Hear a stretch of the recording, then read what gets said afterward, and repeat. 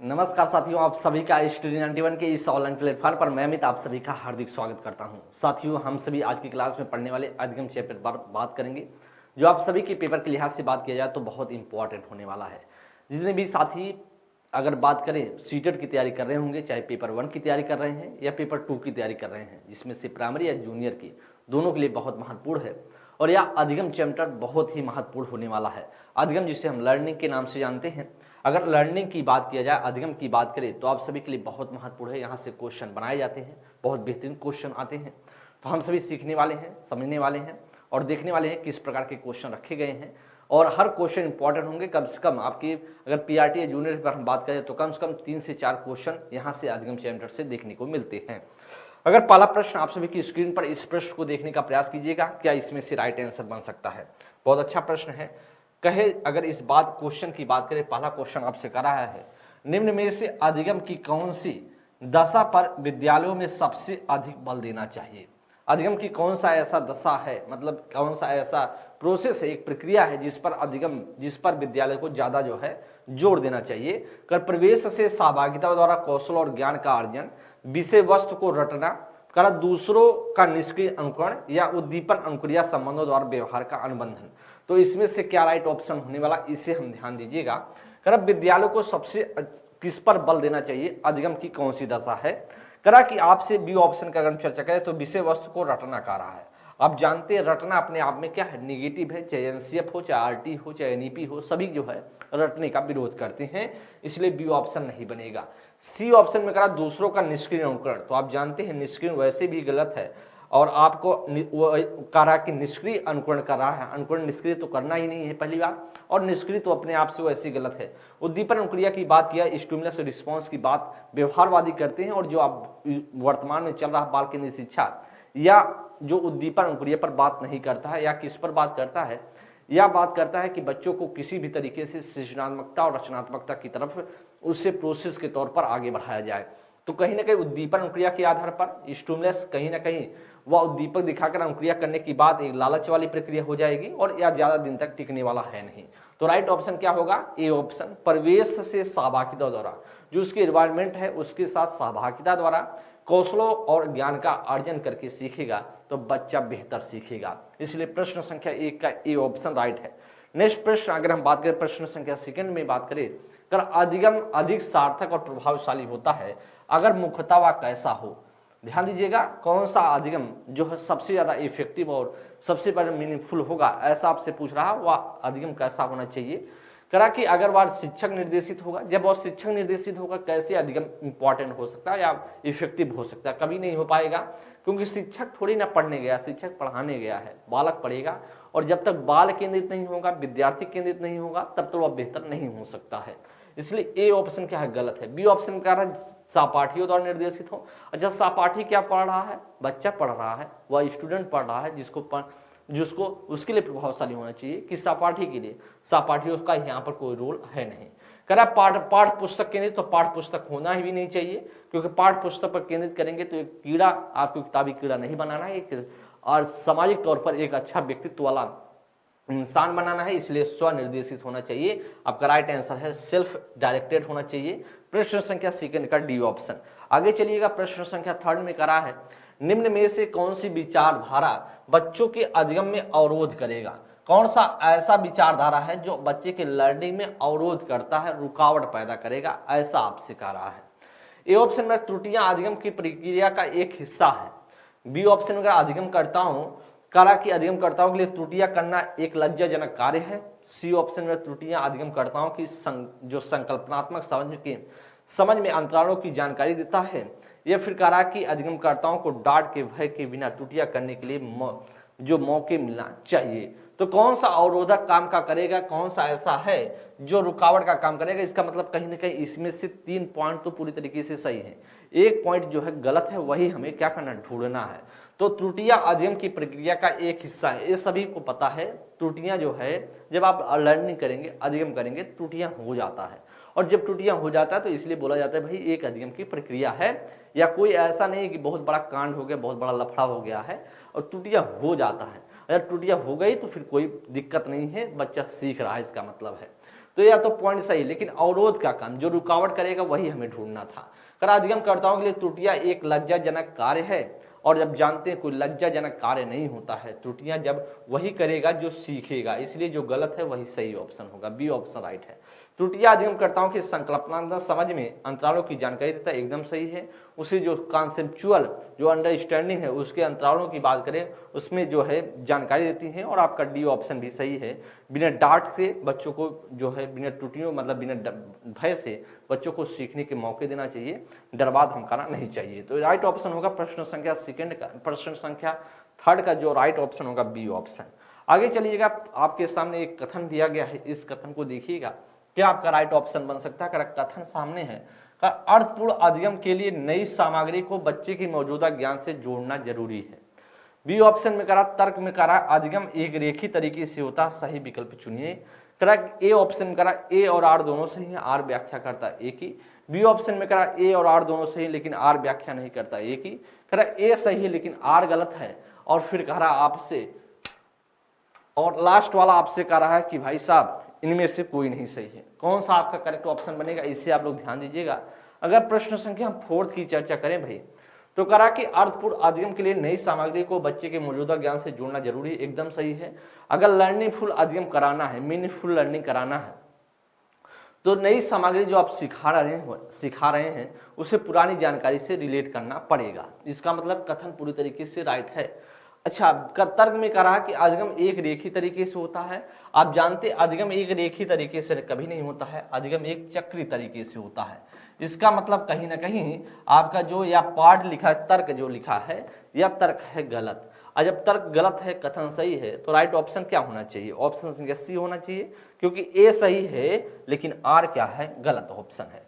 तो इसलिए A is correct but R is wrong. Next प्रश्न चलिएगा, प्रश्न संख्या 5 नंबर।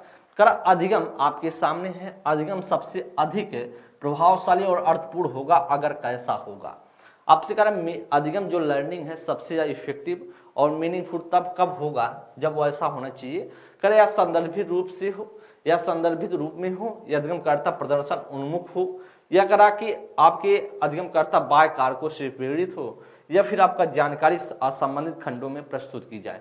भाई जानकारी, अगर हम डी ऑप्शन की बात करें, जानकारी असंबंधित खंडों में, भाई देखिए अगर जानकारी संबंधित खंड में हम करेंगे तभी आपके लिए इंपॉर्टेंट है। जैसे बात करें, आप जानते हैं जैसे रमेश है शब्द लिखा है, हमेशा से हम सभी जो इसका क्या करते हैं, इसको हम जब संधि विच्छेद करते हैं रमाधन इस करते हैं। अगर बात ये करें हम यहाँ रम लिख दें और इस लिख दें तो क्या पता क्या होगा अर्थ, कुछ पता है नहीं है। लेकिन जब हम रमाधन इस लिखेंगे, रमाधन इस लिखेंगे तो तभी तो पता चलेगा कि रमेश है। इसलिए भैया आपको यह ध्यान देना है कि जब जब हम सार्थक खंडों में तोड़ेंगे तभी उसका मीनिंग निकलेगा, वही तभी महत्वपूर्ण होगा। इसलिए आपका जो डी ऑप्शन पूरी तरीके से क्या है या गलत है, क्योंकि असंबंधित खंड का राग गलत हो जाएगा। कर अधिगमकर्ता बाह्य कारकों से प्रेरित हो, आप जानते हैं जब भी मैंने कहा है जो अधिगमकर्ता है जिसे लर्नर बोलते हैं, जब बच्चा बेहतर तभी सीख पाता है जब वह आंतरिक रूप से प्रेरित होता है। इसलिए बाह्य वाला मामला गड़बड़ हो जाएगा, यहाँ पर आंतरिक होना चाहिए था। बी में लिखा है कि अधिगमकर्ता प्रदर्शन उन्मुख कर बात करें, उन्मुखी काम करें, तो प्रदर्शन नहीं, यहाँ निपुणता होना चाहिए था, निपुणता अभिमुखी होना चाहिए था। अगर निपुणता पे काम करेगा तो बच्चा बेहतर कर पाएगा। या संदर्भित रूप से हो, एकदम सही है, ए ऑप्शन करेक्ट होगा, क्योंकि बी और सी और डी जो अपने आप में गलत है। चलिएगा आगे हम चलेंगे प्रश्न संख्या 6 नंबर के लिए। प्रश्न संख्या 6 आपके सामने है, अधिगम का सामाजिक संरचनात्मक उपागम निम्न में से किसकी महत्ता पर बल देता है। करा इनाम और दंड पर, या मानकीकृत आकलन पर, या सांस्कृतिक संदर्भ पर, या करे प्रतिपादक अध्यापन पर। तो अधिगम का सामाजिक संरचनात्मक उपागम निम्न में से किसकी महत्ता पर बल देता है। बहुत बेहतरीन प्रश्न है, तो हम ध्यान दीजिएगा। करा इनाम और दंड पर, इनाम और दंड की बात करता है व्यवहारवादी, तो कहीं ना कहीं संरचनात्मक उपागम ऐसा नहीं कहता। आपका ए ऑप्शन क्या है, गलत है, ठीक है। बी ऑप्शन है मानकीकृत आकलन, आप जानते हैं कभी मानकीकृत आकलन पर हमेशा से हमने कहा है यह निगेटिव होगा, क्योंकि लचीला आकलन होना चाहिए था। जब भी संरचनात्मक उपागम कहेगा वह लचीला आकलन पर बल देगा, ना कि मानकीकृत पर। इसका मतलब है यह भी अपने आप से गलत हो जाएगा। सी में सांस्कृतिक संदर्भ, एकदम भाई सांस्कृतिक संदर्भ सही है। प्रतिपादन अधिगम करा है, प्रतिपादक अधिगम की बात करते हैं, संरचनात्मक उपागम करा। सामाजिक संरचनात्मक उपागम वही मानते हैं जिनका नाम है वाइगोत्स्की। किसका नाम? वाइगोत्स्की। वाइगोत्स्की सामाजिक सांस्कृतिक उपागम को मानते हैं और जिसमें उनके लिए सबसे ज्यादा महत्वपूर्ण है सांस्कृतिक संदर्भ। ऑप्शन संख्या सी है प्रतिपादक। अध्यापन भी नहीं होगा। जो करेक्ट आंसर है ऑप्शन संख्या सी इज द राइट ऑप्शन। आगे चलिएगा, प्रश्न संख्या 7 की अगर हम चर्चा कर लें तो आपसे सामने निम्न में से अधिगम की कौन सी तकनीक पर एक अध्यापिका को सबसे अधिक जो है बल देना चाहिए? कर उद्दीपन प्रक्रिया द्वारा अधिगम, कर संरचनाबद्ध अन्वेषण की प्रक्रिया द्वारा अधिगम, कर रट्टा मार सीखना या फिर दूसरों से ज्यादा अंक प्राप्त करने के लिए सीखना। करा कि कौन सी ऐसी तकनीक पर अध्यापिका को सबसे ज्यादा जो है बल देना चाहिए? सबसे ज्यादा बल किस पर देना चाहिए, यही आपसे क्या करे पूछ रहा है। इसे आप ध्यान दीजिएगा। प्रश्न संख्या अगर हम 7 नंबर की चर्चा कर ले तो भाई करा कि निम्न में से कौन सी तकनीक पर अध्यापिका को ज्यादा बल देना चाहिए? उद्दीपन अंकुरिया पर। करा उद्दीपन अंकुरिया द्वारा अधिगम, तो उद्दीपन अंकुरिया द्वारा अधिगम कभी पर नहीं देना चाहिए। हम आपको बताए हैं जो भी बाल केंद्रित शिक्षा है वह संरचनात्मक उपागम पर बल देता है। एक तरीके से आप जानते हैं बाल केंद्रित शिक्षा पर बल दिया जाता है, इससे भी बच्चे को रचनात्मक सृजनात्मकता की तरफ बढ़ाया जाता है। और उद्दीपन प्रतिक्रिया नहीं होगा क्योंकि स्टिमुलस और रिस्पॉन्स वाला खेल व्यवहारवादी करते थे और यह पुराना पैटर्न था। इसका मतलब यह क्या है, एक लालच भरा काम है और जब बच्चे को लालच नहीं मिलेगा, लालच नहीं दिखाया जाएगा, लालच नहीं दिखा के काम कराया जाएगा तो बच्चा नहीं कर सकता है। इस बेस पे ये फॉलो करता है। तो इस बेस पे अगर फॉलो हम करें तो भी बच्चा ज्यादा दिन तक नहीं सीख सकता है। संरचनाबद्ध अन्वेषण की प्रक्रिया द्वारा सीखना एकदम सही है, बी ऑप्शन राइट है। रट्टा मार सीखना अपने आप में क्या है, गलत है। डी ऑप्शन में दूसरों से ज्यादा अंक प्राप्त करने के लिए, तो दूसरों से ज्यादा अंक प्राप्त करने के लिए अगर हम सीखेंगे तो ज्यादा नहीं सीख सकते। क्यों? क्योंकि जिस दिन आप ज्यादा आगे निकल जाएंगे, जिस दिन आप क्लास में अदर बच्चे से ज्यादा नंबर आपका आने लगेगा, उस दिन आप सीखना बंद कर देंगे। इसलिए इस तरीके की चीजें आपकी कंपटीशन वाली तौर पर चीजें नहीं करनी है। 7 का बी ऑप्शन बनेगा। आगे चलिएगा, प्रश्न संख्या 8 में कहा कि अधिगम को प्रभावित करने वाला निम्नलिखित में से कौन सा कारक पर्यावरणीय कारक है? कौन सा ऐसा कारक जो पर्यावरणीय कारक है? आपसे पूछ रहा रवैया, कर प्रेरणा या व्यक्तिगत लक्षण है विद्यालय। तो आप जानते हैं रवैया क्या है, एक निजी कारक है। बच्चे के अधिगम का एक निजी कारक है कि रवैया आप खुद से करेंगे तो एक आपका इंडिविजुअल जो है एक फैक्टर बनेगा, इसलिए गलत है। प्रेरणा क्या है, मोटिवेशन, या आपका इंडिविजुअल एक फैक्टर बनेगा, या भी नहीं होगा। व्यक्तिगत लक्षण या भी आपका नहीं बनेगा क्योंकि यह निजी कारक है। विद्यालय क्या है, एक आपका बाह्य कारक के अंतर्गत आएगा, एक पर्यावरणीय कारक में आएगा और इसीलिए आपका जो करेक्ट ऑप्शन होगा वह डी आंसर होगा। जो एनवायरमेंटल जो फैक्टर है वह आएगा इसमें स्कूल, और इसलिए भैया आपका जो राइट आंसर है वह डी ऑप्शन बन जाएगा। नेक्स्ट प्रश्न आगे चलिएगा। प्रश्न संख्या 9 नंबर का अधिगम के संदर्भ में निम्नलिखित में से कौन सा कारक सही है? अधिगम के परिप्रेक्ष्य में पूछ रहा कौन सा सबसे बेहतर कारक बन सकता है? छात्र सबसे अच्छा तब सीखते हैं जब वे सांस्कृतिक रूप से अप्रासंगिक गतिविधियों में भाग लेते हैं। सार्थक गतिविधियों में भाग लेने पर छात्र सबसे अच्छा सीखते हैं। छात्र सबसे कम तब सीखते हैं जब वे सांस्कृतिक रूप से प्रासंगिक गतिविधियों में भाग लेते हैं। या विद्यार्थी सबसे कम सीखते हैं जब वे सार्थक गतिविधियों में भाग लेते हैं। बहुत अच्छा प्रश्न है। इस प्रश्न को देखने के बाद आपको लगेगा कि अच्छा प्रश्न है। 9 नंबर में कौन सा इसमें से करेक्ट ऑप्शन बनेगा? भाई साहब करा कि कौन सा इसमें से करेक्ट ऑप्शन है, देखते हैं, एक एक चीजें पढ़ते चलते हैं। छात्र सबसे अच्छा तब सीखते हैं जब वे सांस्कृतिक रूप से अप्रासंगिक गतिविधियों, तो अब जानते हैं जब बच्चा प्रासंगिक गतिविधियों में भाग लेगा तभी बेहतर सीखेगा। अप्रासंगिक में लेगा तो कैसे सीखेगा? अच्छा, आपको अगर हम सीटेड पढ़ा रहे हैं, अगर हम यूपी टेट की तरह पढ़ाएं या आपको फैक्ट की तरह पढ़ाएं, कॉन्सेप्चुअल ना पढ़ा करके एक फैक्ट की तरह पढ़ाएं, तो आपके लिए महत्वपूर्ण बनेगा? कभी नहीं बनेगा। इसलिए आपको प्रासंगिक पढ़ना, ना कि अप्रासंगिक। हमसे सही पूछ रहा है। सार्थक गतिविधियों में भाग लेने पर सार्थक गतिविधियों में भाग लेने पर छात्र सबसे अच्छा सीखते हैं, एकदम सही बी ऑप्शन बन सकता है।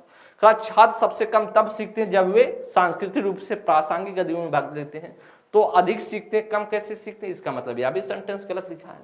डी में विद्यार्थी सबसे कम सीखते हैं जब वे सार्थक गतिविधियों में भाग लेते हैं, तो गलत है, अधिक सीखते हैं। इसमें भाई आपका जो करेक्ट आंसर बनेगा वो 9 का सीधा सा बी ऑप्शन बनेगा। ठीक है, आगे चलिएगा 10 नंबर पे। अर्थपूर्ण अधिगम को सुसाध्य करने के लिए एक शिक्षिका को क्या करना चाहिए? मीनिंगफुल लर्निंग के लिए एक अध्यापिका को क्या करना चाहिए? छात्रों के बीच सहयोग को हतोत्साहित करना चाहिए। छात्रों की भी प्रतिस्पर्धा को प्रोत्साहित करना चाहिए। विषय वस्तु को रटने पर बढ़ावा देना चाहिए। संप्रत्यों की समझ को महत्व देना चाहिए।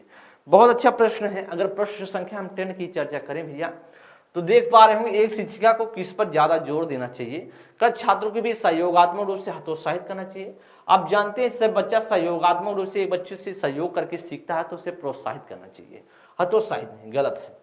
कर छात्रों की प्रतिस्पर्धा को प्रोत्साहित करना चाहिए। आपको मैंने बताया है कंपटीशन को कभी नहीं बढ़ावा देना है। आप जानते हैं या प्रोत्साहित करेंगे कंपटीशन के लिए तो बच्चा एक दूसरे से आगे बढ़ने में लगा रहेगा, और बच्चे में जब ईर्ष्या की भावना उत्पन्न होगी तो बच्चा बेहतर नहीं सीख सकता है। आगे आपके सामने सी ऑप्शन, विषय वस्तु को रटने पर बढ़ावा देना। तो आप जानते हैं रटने वाली चीजें अपने आप से गलत है, क्योंकि एनसीईआरटी पार्टी और एनईपी सभी के सभी विरोध करते हैं इसका। संप्रतियों की समझ में महत्व देना चाहिए। आप जानते हैं जो कॉन्सेप्चुअल अंडरस्टैंडिंग है उसको इंपॉर्टेंस देना है, और इस तरीके से अगर इंपॉर्टेंस देंगे तो बच्चा बेहतर तरीके से सीख पाता है। इसलिए हम जानेंगे प्रश्न आपका 10 का जो राइट आंसर होगा डी ऑप्शन राइट आंसर। 11वां नंबर आपके सामने है, करा कि विद्यार्थियों की सीखने की विविध जरूरतों को पूरा करने के लिए निम्नलिखित में से कौन सा एक बाधा उत्पन्न करेगा। इसका मतलब एक कहीं ना कहीं आपसे गलत इसमें से पूछ रहा है। गतिविधियों में कई तरीके से संलग्न होना, कई तरीके से राय की अभिव्यक्ति, कई तरीके से विद्यार्थियों के नामीकरण और कमीकरण, कई तरीके से सूचना का प्रतिनिधित्व। तो ध्यान दीजिएगा कौन सा एक बाधा है, कौन सा एक इसमें से बाधा उत्पन्न करेगा।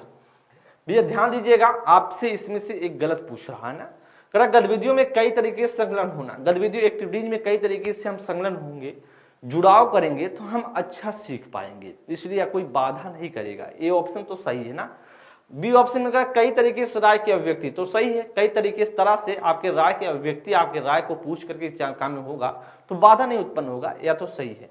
कई तरीके से विद्यार्थियों का नामीकरण और क्रमीकरण, जब नामीकरण और क्रमीकरण करने लगेंगे तो फिर समावेशी शिक्षा का क्या हो जाएगा, हनन हो जाएगा, इंक्लूसिव एजुकेशन का हनन होगा, और जब हनन होगा तो इसका मतलब बेहतर बच्चा सीख नहीं सकता है, और यही क्या करेगा, बाधा उत्पन्न करेगा। तो कभी ना कभी आपको क्लास में नामीकरण क्रमीकरण ये सारी चीजें नहीं करना है, बच्चों को पढ़ाइए, बेटर बनाइए उसे। नामीकरण क्रमीकरण करने से बच्चे में हीनता का शिकार होता है।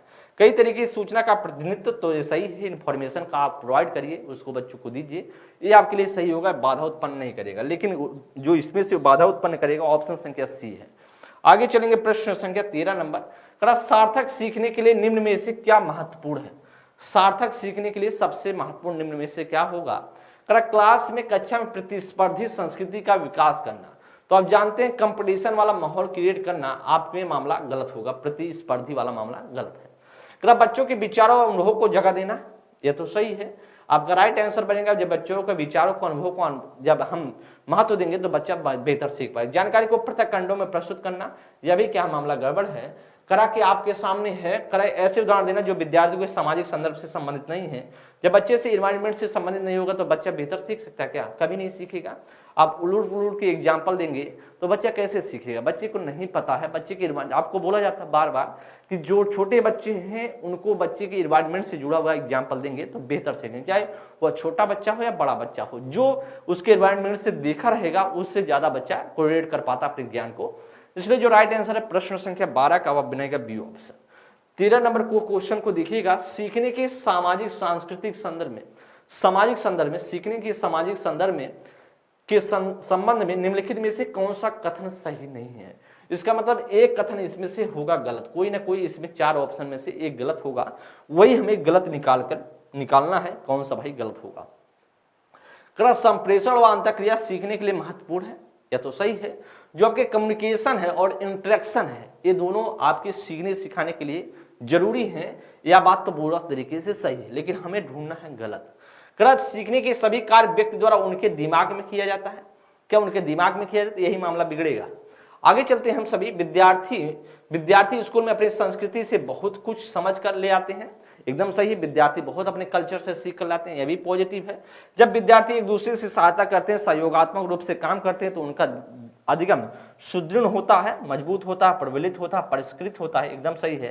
इसलिए गलत क्या है, राइट और गलत है ऑप्शन संख्या बी, क्योंकि गलत ही हमसे पूछ रहा है। सभी कार्य उसके दिमाग में होता है, क्या उसके सारे कार्य दिमाग में होता है, तो भाई साहब यही गलत है। प्रश्न संख्या 12 का 13 का जो करेक्ट गलत ऑप्शन है, क्योंकि नहीं हमसे पूछ रहा था, नहीं है बी ऑप्शन, और इसीलिए बी ऑप्शन बनेगा। आगे चलिएगा नेक्स्ट प्रश्न हम चलेंगे, प्रश्न संख्या 14 नंबर।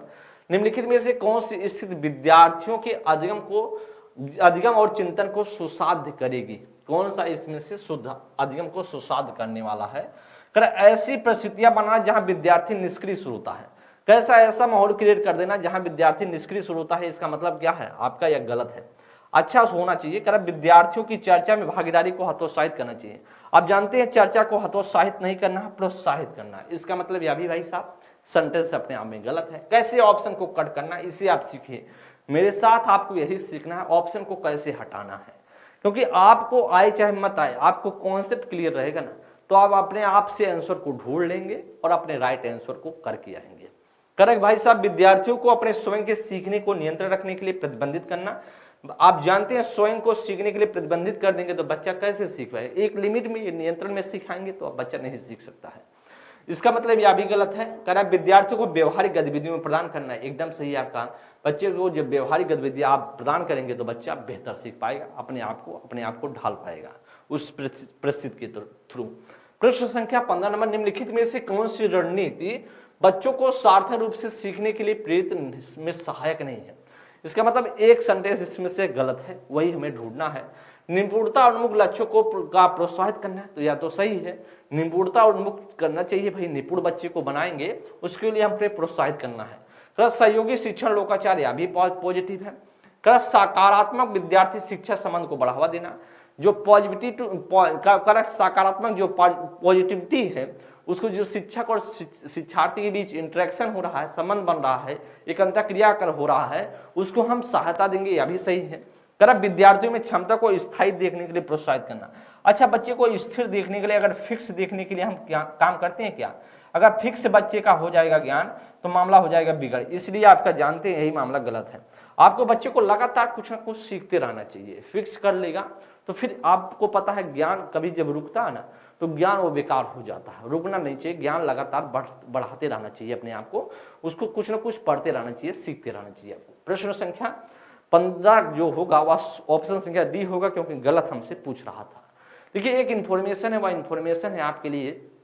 आप सभी देखिए, वैसे आप जब पढ़ाई करते हैं, कोई चीज़ की तैयारी करते हैं, तो आपको एक काम जरूर अवश्य करना चाहिए, वह अपने आप को मूल्यांकित करना। और मूल्यांकित करने के लिए आपको टेस्ट देना चाहिए।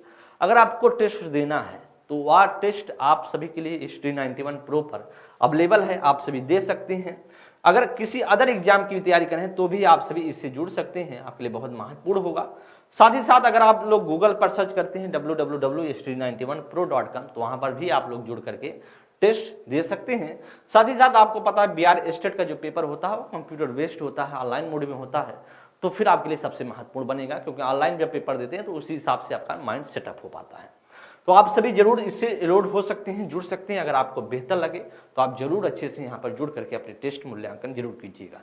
प्रश्न संख्या 16 नंबर के लिए विद्यार्थियों के अधिगम को सुसाध्य करने के लिए एक शिक्षिका को निम्नलिखित में से किस पर ध्यान देना चाहिए? एक शिक्षिका को किस पर ध्यान देना चाहिए? परीक्षाओं के लिए प्रति भय पैदा करना चाहिए, परीक्षाओं के प्रति भय पैदा कर दें, डर पैदा कर दें? नहीं भाई, गलत होगा। रट कर याद करने पर बल देना, रट कर याद करना अपने आप से नेगेटिव है, गलत है। निष्क्रिय सुनने को बढ़ावा देना यह भी अपने आप में गलत है। वो भी सुनना की बात कर रहा है, वो भी निष्क्रिय की बात कर रहा है, तो अपने आप से गलत हो जाएगा। डी ऑप्शन है बच्चों के पूर्व ज्ञान से संबंध करना, एकदम सही है। जो भी हम बच्चे को पढ़ाए बच्चे के पूर्व ज्ञान से रिलेट कर देंगे तो बच्चा बेहतर तरीके से सीख जाएगा। ठीक है, आगे चलिएगा। प्रश्न संख्या 17 नंबर, प्रश्न संख्या 17 की बात करेंगे तो कौन सा राइट ऑप्शन होगा? निम्नलिखित में से कौन सा संवेग अधिगम को नकारात्मक रूप से प्रभावित करता है? करा कि जिज्ञासा है, आनंद है, निराशा है या गौरव है? देखिए, आप सकारात्मक रूप से अगर आप गौरवान्वित होंगे तो आपको सकारात्मक तरफ ले जाएगा। जिज्ञासा आप क्यूरियोसिटी होगी, आप में जिज्ञासा होगी तो आपको सकारात्मक तरफ ले जाएगा। लेकिन निराशा जब होगी तो आपको नकारात्मकता की तरफ ले जाएगा, इसलिए राइट ऑप्शन होगा सी ऑप्शन। आगे चलिएगा। प्रश्न संख्या हम चलेंगे 18 नंबर के लिए। विद्यार्थियों में अधिगम को सुसाध्य करते समय शिक्षक को निम्नलिखित में से किस रणनीति से बचना चाहिए? संकल्पनात्मक मानचित्र से, खोजी अधिगम से, सहज अनुमान लगाना या निष्क्रिय नकल से? तो किस रणनीति से बचना चाहिए? इसका मतलब कहीं ना कहीं एक इसमें से गलत है, वही हमें गलत ऑप्शन ढूंढ निकालना है। भैया अगर गलत ऑप्शन हमें ढूंढना है तो ध्यान दीजिएगा, संकल्पनात्मक मानचित्र अपने आप में पॉजिटिव है, यह सही है। खोजी अधिगम होना चाहिए। आप जानते हैं इन्वेस्टिगेशन जो लर्निंग होता है, खोजी अधिगम होता है, वह बेहतर होता है, बच्चे को सीखेगा तो बच्चा उसके लिए ज्ञान क्या होगा, ज्यादा टाइम तक टिक पाएगा, जानकारी उसके पास रह पाएगी। साज अनुमान लगाना यह भी पॉजिटिव, लेकिन निष्क्रिय नकल यही आपका गलत है, क्योंकि हमसे बचना चाहिए, इसका मतलब गलत हमसे पूछ रहा था ना, तो गलत ऑप्शन संख्या डी है। आगे चलिएगा प्रश्न संख्या, नेक्स्ट प्रश्न पे हम चलेंगे। प्रश्न संख्या आपके सामने है 19 नंबर। करा के सीखने के लिए संरचनात्मक उपागम के द्वारा निम्नलिखित में से कौन सी किस को बढ़ावा दिया जाता है? प्रतिपादक शिक्षण को, पूछताछ अधिगम को, या आधारित शिक्षा, पूछताछ आधारित शिक्षा को, शिक्षण की व्याख्यान विधि को रट कर याद करना। तो करा कि संरचनात्मक उपागम किसको जोड़ देता है? तो हम जानते हैं संरचनात्मक उपागम जो जोड़ देता है वह पूछताछ पर आधारित देता है। एक तरीके से जब तक बच्चे के बीच जब अंतःक्रिया होगा उसको फॉलो करता है, इसलिए आपके जो राइट ऑप्शन होगा बी है। प्रतिपादन शिक्षण होगा नहीं, शिक्षण का व्याख्यान विधि आपको शिक्षक केंद्रित हो जाता है, एक तरीके से एक निष्क्रिय एक सक्रिय रहता है, और जब जिसमें जो बोलता श्रोता हुआ सक्रिय में रहता है, जो सुनता है निष्क्रियता में चला जाता है, इस प्रकार से इसे शिक्षक केंद्रित बोला जाता है। टीचर सेंटर्ड जो एजुकेशन बोला जाता है गलत है, रट कर याद करना अपने आप से गलत हो, वैसे भी है एनसीईआरटी सब अपने आप में विरोध करते हैं नीपी। तो प्रश्न संख्या 19 का जो बनेगा बी ऑप्शन 20 नंबर के लिए। अर्थपूर्ण अधिगम को सुसाध करने हेतु तो सूचना प्रसंस्करण का निम्नलिखित में से कौन सा तत्व सहायक है? करा गैर संदर्भीकरण, विस्तार, करा उद्दीपन प्रतिक्रिया अनुबंधन, या करा कि रट कर याद करना। रट कर याद करना अपने आप से गलत, बार बार कराऊं निगेटिव में जाएगा। उद्दीपन प्रतिक्रिया स्टिमुलस रिस्पॉन्स वाला अनुबंध की बात करें, बॉर्ड की बात किया जाए तो यह व्यवहारवादियों का मानना था, जो अब इस समय चल रही प्रथा वह बाल केंद्रित शिक्षा है और व्यवहारवादियों पर जोर देकर पढ़ाने की बात नहीं किया जाता है। बच्चों को रचनात्मक सृजनात्मकता की तरफ बढ़ाना है।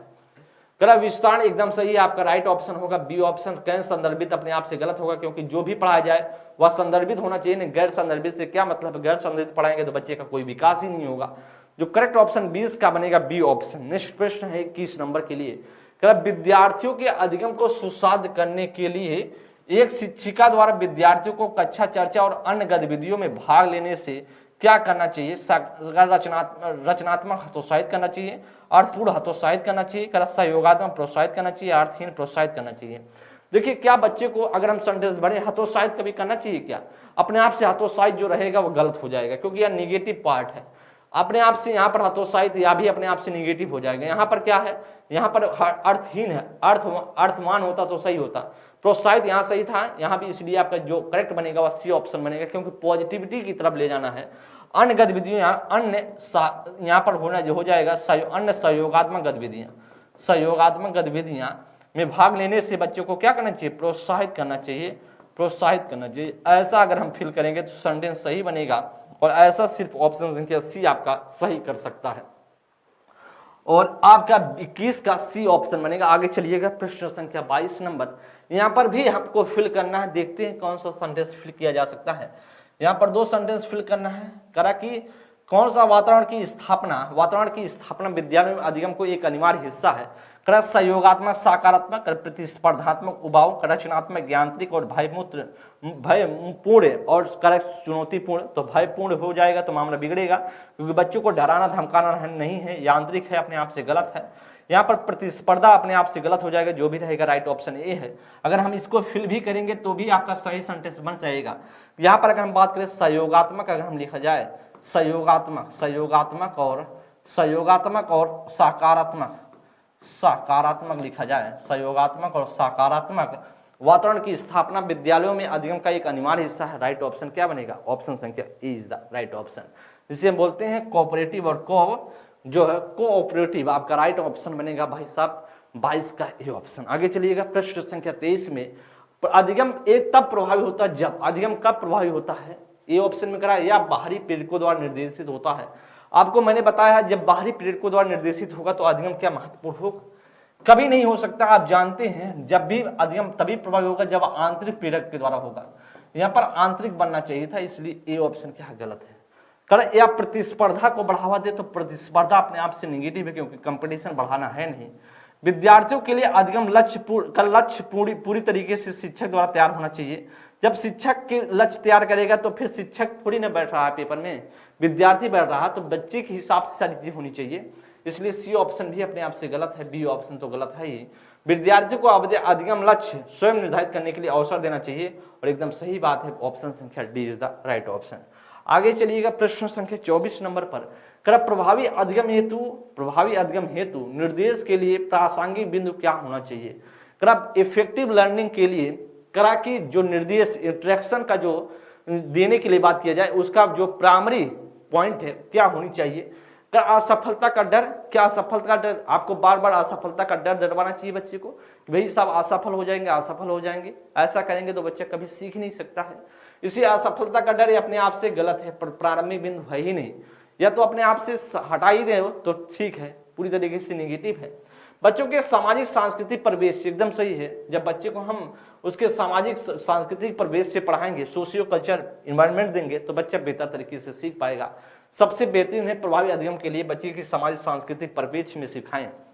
सफलता के लिए इनाम, तो बच्चा जब सफल होगा इनाम देंगे, जब जिस दिन नहीं देंगे बच्चा सीखना बंद कर देगा। और प्रतिस्पर्धा की भावना, कंपटीशन को आप बढ़ावा देंगे तो बच्चा ईर्ष्यालु प्रवृत्ति का हो जाएगा और एक दूसरे से बच्चे से कंपटीशन करेगा तो जलसी भावना होगा, और जब इस तरीके से बच्चे में उसके व्यक्तित्व में इफेक्ट पड़ेगा इससे।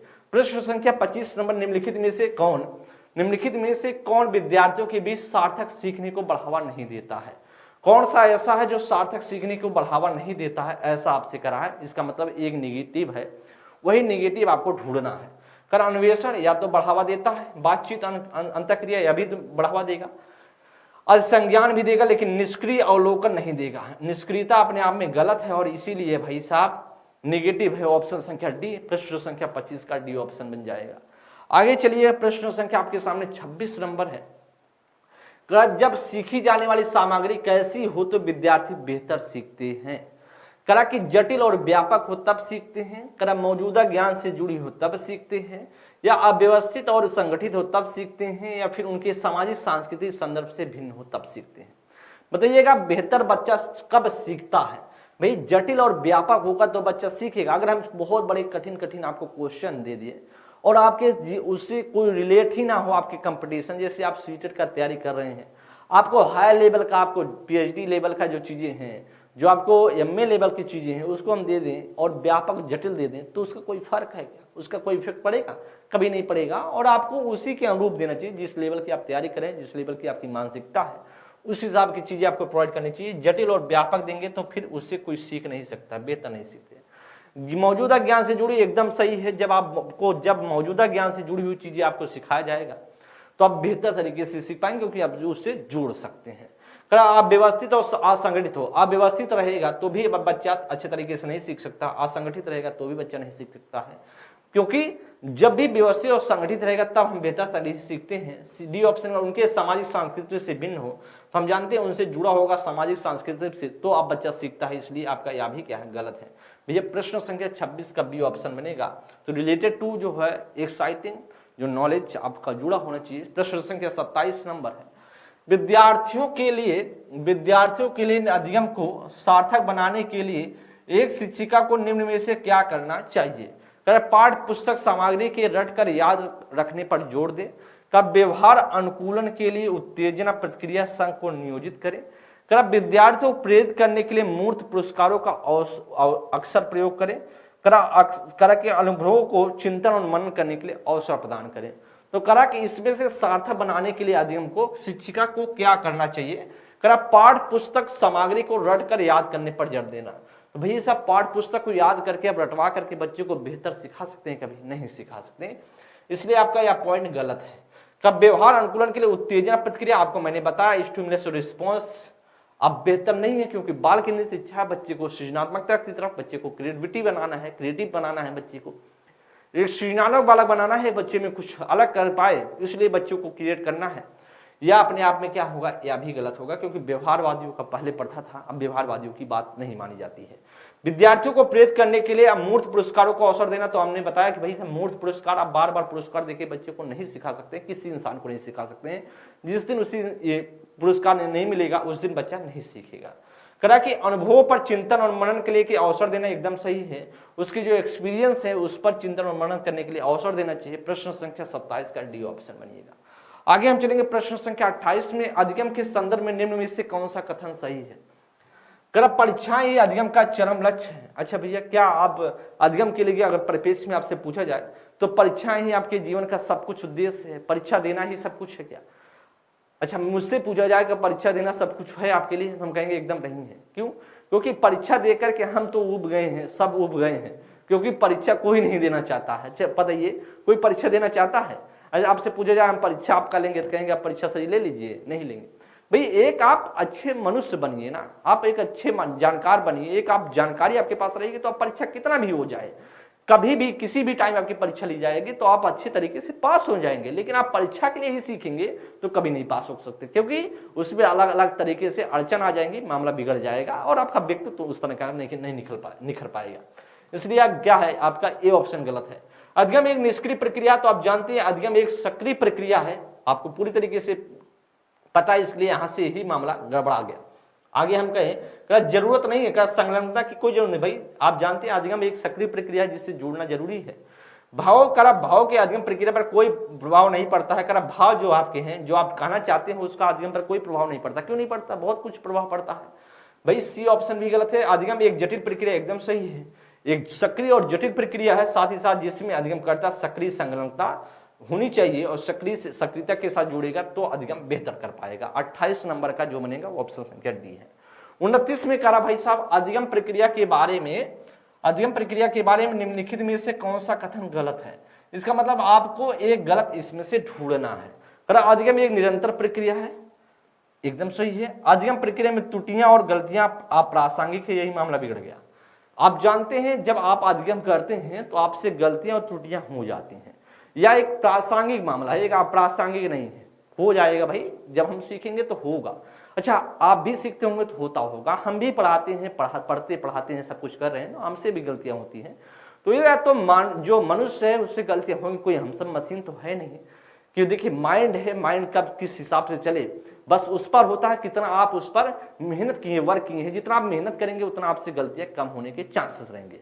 देखिए हम सब भी पढ़े हैं, हम सब भी पढ़ के आपको पढ़ाते हैं, चीजें सिखा रहे हैं, लगातार लंबे टाइम से पढ़ा रहे हैं, तो इसलिए हम सबसे गलतियां कम होती हैं। और आप सब क्या करते हैं, आप सब जो कम टाइम से पढ़े हैं, कम जानकारी है, तो इससे गलतियां ज्यादा हो जाती हैं। और कोई इसमें विशेष नहीं, चाहे कोई भी शिक्षक होता, हर शिक्षक पढ़कर ही आता, किसी भगवान के द्वारा उसे मेमोरी कार्ड लगाकर उसके दिमाग में नहीं भेजा गया है। इसलिए भाई साहब आपका यही चीजें गलत हैं, और यही चीजें गलत हैं तो यही आपका राइट ऑप्शन होगा।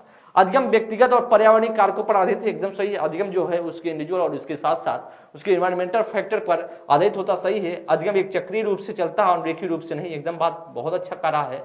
यही आपका गलत है, क्योंकि आपसे गलत पूछ रहा था, तो गलत 29 का बी ऑप्शन, और जब गलत है तो वही हमारा राइट ऑप्शन बनेगा।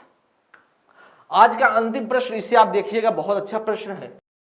विद्यालयों को छात्रों को पुस्तकों को याद करके पुनः उगल देने की योग्यता के स्थान पर अपनी आवाज उठाने, जिज्ञासा शांत करने, क्रियाशील होने, प्रश्न पूछने के बाद वाद विवाद करने, समूह में कार्य करने की योग्यता विकसित करनी चाहिए।